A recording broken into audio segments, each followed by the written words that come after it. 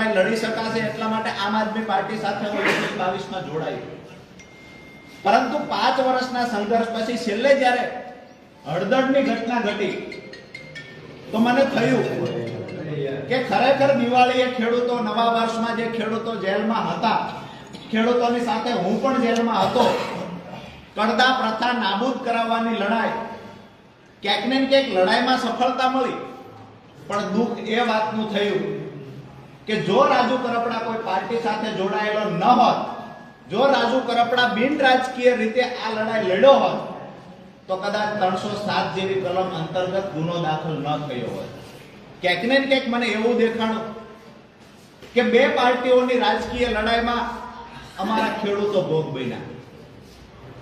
દુઃખ ત્યારે થયું કે જ્યારે ખેડૂતો અંદર હતા, 68 ખેડૂતો જેલમાં હતા, એનો પરિવાર ખેડૂતોની રાહ જોતો. મને ખેડૂતો જ્યારે પૂછે કે રાજુભાઈ જામીન ક્યારે મળશે, ક્યારે અહીંથી છૂટશું, જ્યારે ખેડૂત પૂછતા ત્યારે આંખમાંથી આંસુ આવી જતા.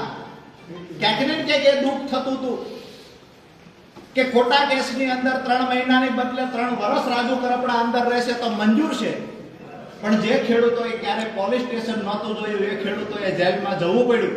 અને એ ખેડૂતોની પાછળ જે મહેનત કરવાની વાત હતી, એ ખેડૂતોને છોડાવવાની વાત હતી. તો જ્યારે આજે ઘણી બધી ગઈકાલથી હું જોઉં છું મીડિયા સામે આવીને સાફ સફાઈની વાતો આમ આદમી પાર્ટી દ્વારા પણ થઈ રહી છે. મારું સ્પષ્ટ રાજીનામું આપતી વખતે એક વાત હતી કે જે મોઢેથી પાંદ ચાવ્યા છે એ મોઢે કોલસો નથી ચાવવો. જે પાર્ટીને મજબૂત બનાવવા માટે થઈ અને ક્યાંક ને ક્યાંક મેં મારા પરિવાર કરતા, બાળકો કરતા વધારે સમય આપ્યો છે પાર્ટીમાં કે આમ આદમી પાર્ટીને મજબૂત બનાવી શકાય. આપ સૌએ અને ગુજરાતની જનતાએ જોયું છે કે વિસાવદરની ચૂંટણીમાં ગોપાલભાઈને જીતાડવા માટે હું પોતે ઉમેદવાર હોય એવી રીતે રાત દિવસ મહેનત કરી અને જીતાડવાના પ્રયત્ન કર્યા. જ્યાં સુધી પાર્ટી સાથે રહ્યો ત્યાં સુધી વફાદારીથી રહી અને પરિવાર કરતા વિશેષ મહત્વ આપીને પાર્ટીને મોટી બનાવવાના પ્રયત્ન થયા. પરંતુ હું જ્યારે જેલમાં ગયો અને જે મને કડવો અનુભવ થયો કે પહેલી મુદત હતી અમારી 27 તારીખે, જે દોસ્તો તર્ક વિતર્ક કરી રહ્યા છે, જે સફાઈની સુખિયાળી વાતો કરી રહ્યા છે, અને ટૂંકમાં કહી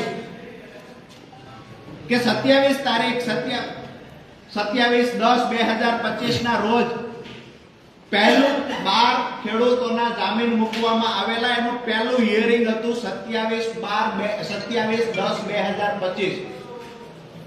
વકીલો દ્વારા, પાર્ટી દ્વારા વાતો કરવામાં આવતી